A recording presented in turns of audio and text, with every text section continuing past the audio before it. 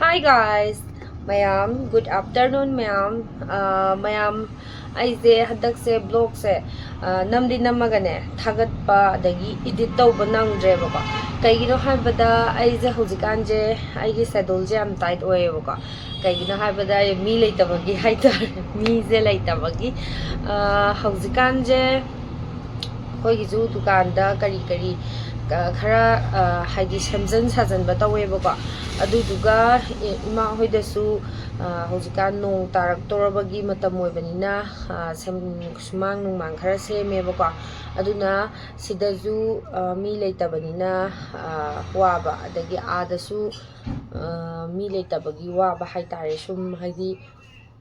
ꯊꯕꯛ ꯇꯧꯕꯤꯅꯕꯕꯨꯗꯤ ꯏꯄꯥ ꯅꯨꯄꯥ ꯑꯇꯣꯝꯕꯒꯤ ꯃꯃꯥꯟꯅꯕ ꯃꯌꯥꯝ ꯂꯥꯛꯄꯅꯤꯅ ꯊꯕꯛꯄꯨꯗꯤ ꯇꯧꯕꯤꯅꯕꯗꯤ ꯂꯩꯌꯦꯕꯀꯣ ꯑꯗꯨꯗꯨꯒ ꯊꯕꯛ ꯇꯧꯕꯤꯔꯤꯕ ꯑꯉꯥꯡꯁꯤꯡꯗꯣ ꯑꯗꯨꯗꯨꯒꯤ ꯆꯥꯕ ꯊꯛꯄ ꯁꯦꯝꯕ ꯁꯥꯕ ꯁꯨꯝ ꯇꯧꯕꯗꯣ ꯑꯩꯈꯣꯏ ꯃꯥ ꯃꯊꯟꯇ ꯉꯝꯗꯕꯒꯤ ꯑꯗꯨꯝ ꯑꯩꯁꯦ ꯆꯠꯇꯣꯏꯅꯦꯕꯀꯣ ꯁꯤꯗꯁꯨ ꯊꯕꯛ ꯏꯟꯈꯥꯡꯗꯣ ꯇꯧꯕꯅꯤꯅ ꯁꯤꯒꯤꯁꯨ ꯁꯦꯝ ꯁꯥꯕ ꯇꯧꯔꯝꯕ ꯑꯗꯨꯅ ꯑꯩꯁꯦ ꯍꯧꯖꯤꯛꯀꯥꯟꯁꯦ ꯌꯥꯝ ꯆꯤꯜꯂꯦꯕꯀꯣ ꯑꯗꯣ ꯆꯤꯜꯂꯁꯨ ꯆꯤꯟꯅ ꯑꯩ ꯕ꯭ꯂꯣꯒꯁꯦ ꯑꯗꯨꯝ ꯅꯣꯡꯃ ꯅꯤꯅꯤ humnigi vlog oidoinebako nongma nini humnigi video oidoineba ai pulap oina supchallaga oina semjaragebako adugi myam adum yengbiyo video je hawjallage kana si mai muthokre tawri ngang gai gari sta taro semi jide mina chatse kana dia de Langoi di simeng itu lah saina dah ini. Sainingnya. Sem sainingnya jadi.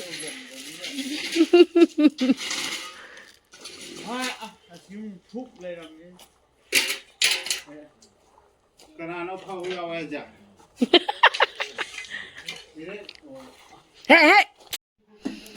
Mai je mutat kibini me somda. Ising cai tu ni na. Sida injang yen thonge chak cooker ani thongre duga sida amana kaino kare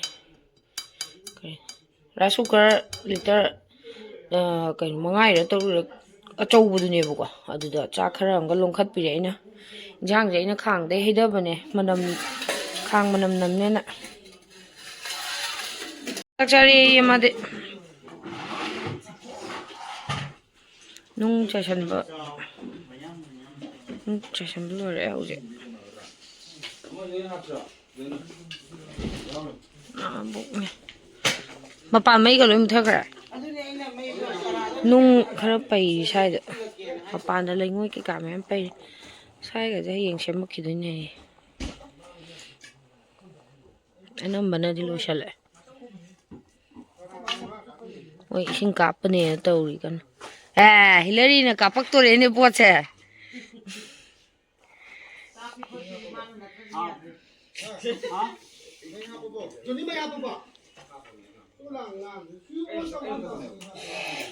Kaptore uji.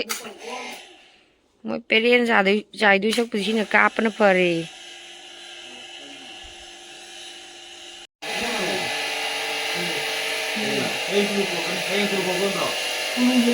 Tulunga na log thau ke dai de gari de ngasai gai sam de log thari ni purakte ngasai gai sam de na bai na log thagre ba Thabak se mai ne bako yumda so khoi ma hogi kaino sumang hairi bako adugi khoi ma na ngarang dagi dum ngarang ga hadagi ai je sum thabak to mina ti phose na dum chatle bako ado akhoi gi ju akhoi gi cement thamba manungi dukan manungi cement thambam jaga je kaino haidi moina hana semba kangu duna phajana sembiram dabagi ko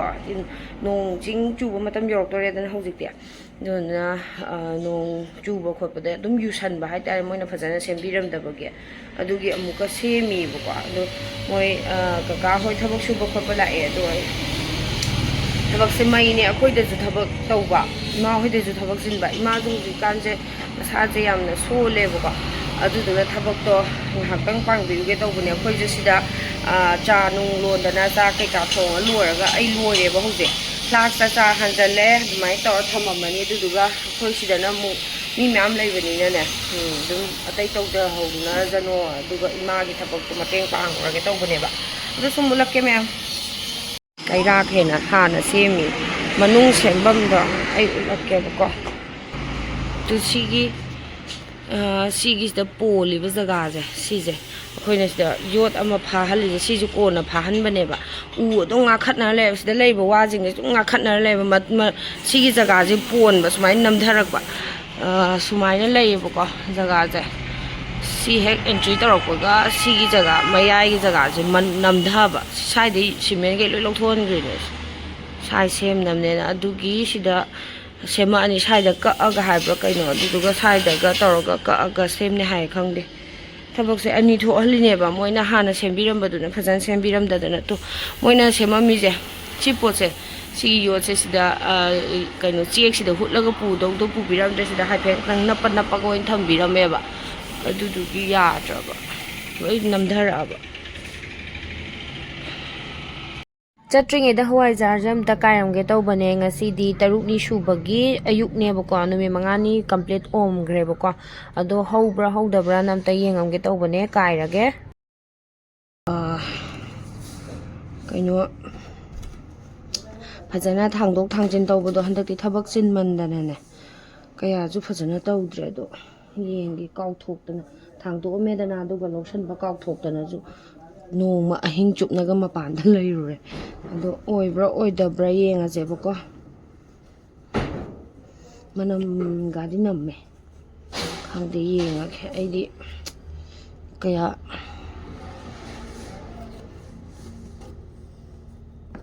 ꯋꯥꯈꯜ ꯂꯨꯝꯗꯦ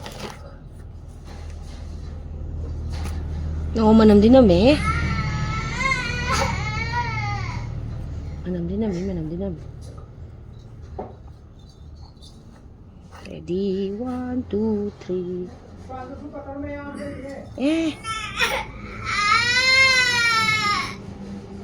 Tuh.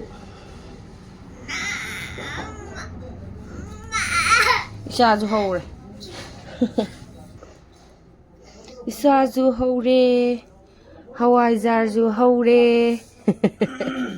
Isa'su hꯧꯔꯦ. ꯍꯋꯥꯏꯖꯥꯔꯁꯨ ꯍꯧꯔꯦ. ꯐꯖꯅ ꯍꯧꯔꯦ. ꯑꯩꯗꯤ ꯌꯥꯔꯣꯏꯗ꯭ꯔꯒ ꯈꯜꯂꯨꯔꯕꯅꯦ ꯐꯖꯅ ꯍꯧꯔꯦ ꯂꯥꯛꯑꯦ ꯃꯃꯥ ꯂꯥꯛꯑꯦ ꯍꯩꯕ ꯍꯧꯗꯣꯔꯦ ꯂꯩꯉꯣꯏꯒ ꯁꯤꯃꯦꯟꯒ ꯆꯥꯏꯕ ꯍꯧꯔꯦ ꯍꯥꯠꯇꯣꯛꯑꯒꯦ ꯅꯪ ꯑꯔꯨꯟꯁꯤꯗ ꯖꯨꯝ ꯇꯧꯔ ꯅꯝꯃꯣ ꯑꯩꯉꯣꯟꯗꯒꯤ ꯚꯨꯠ ꯑꯃ ꯅꯦꯛꯄꯅꯦꯅ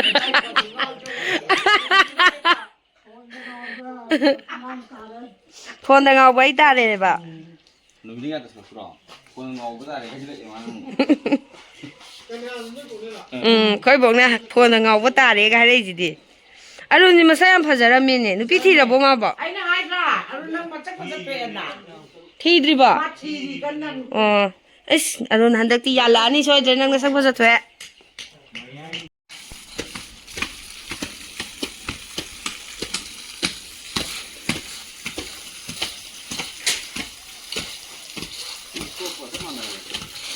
ꯀꯩꯗꯧꯕꯒ ꯆꯞ ꯃꯥꯟꯅꯔꯦ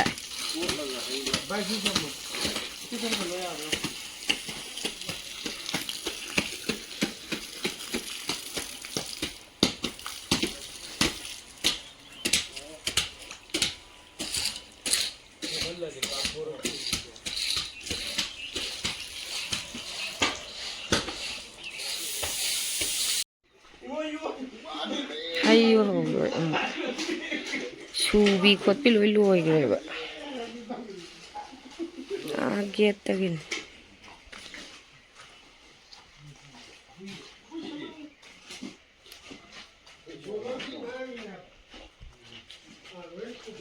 ꯁꯤꯕꯨ ꯀꯣꯐꯤꯅꯦ ꯊꯛꯇꯣꯏꯅꯦ ꯑꯝꯇ ꯌꯦꯡꯍꯧꯒꯤꯅꯦ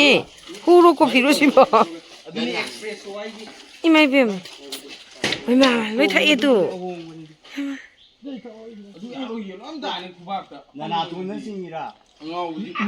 ꯌꯨꯅ ꯈꯦ ꯊꯥꯒꯠꯂ ꯍꯩꯖꯤꯜꯂꯛꯏꯔꯥ ꯆꯥꯔꯤꯃꯦ ꯌꯥꯔꯣꯏꯃꯦ ꯑꯣꯛ ꯃꯆꯥ ꯅꯪꯕꯨ ꯑꯩ ꯂꯛꯀꯦ ꯍꯥꯏꯕ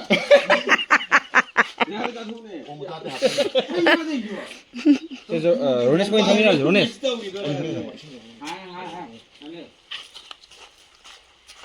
मादी थक्त्रो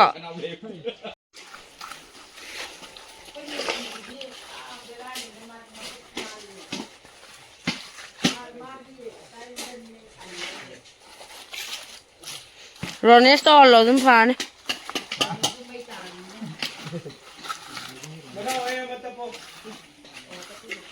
जोनी सालो दे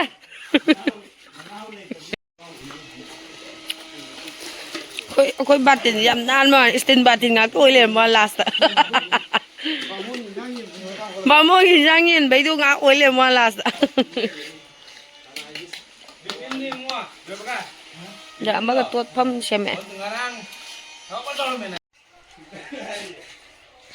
không qua trao với sắc chồng này mua đây mang con gà gì anh đi đâu không bác sủi rồi nhưng anh tây lên cho bỏ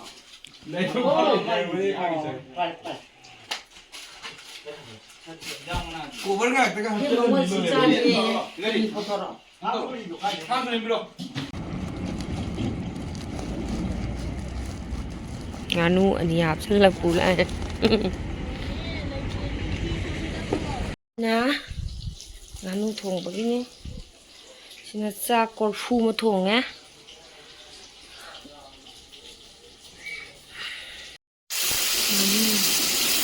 sak mun gre tu na nganu je som to pusale makan je ha pa kaw ho de na hu ta ha pe nganu ani ne kilo 3 hele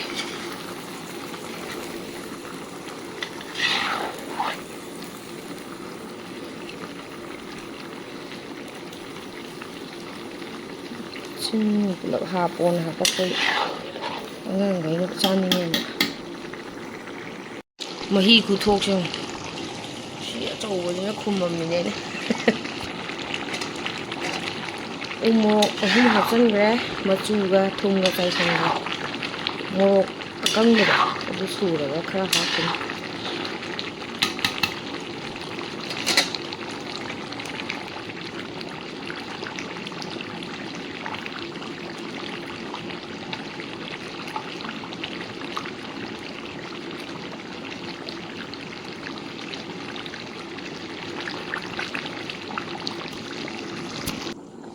mahi hapsalla ango arak sa bi kin na te ba modi aduna sa abin sa ja hai aduna alu achouba to achouba ani hapsalle ena thonga de alu hap ta ade degi angang gai ju alu loi pa me ba ko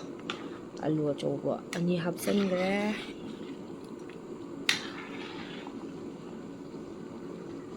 mong mong chohalak sak se korfu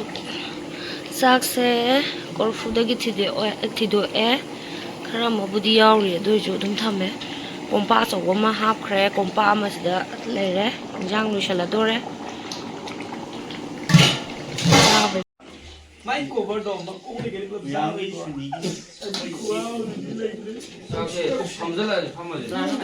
famala ani gi thi gi ne sida tha jaloi ma ngoi je oin mun bana phadoi ma ai phone me ek su seng ling 17 nai na to 17 pro kaya oi hai no amma ma khai sana san ani ate ahum gi jang phange bo sana san hung ni ma pu sari amma ma khai ne ยังมาถอยปีได้เนี่ยชนะฉันจะยังมาถอยยังอาชามันก็ไก่ยังนี่ถอยหมดปี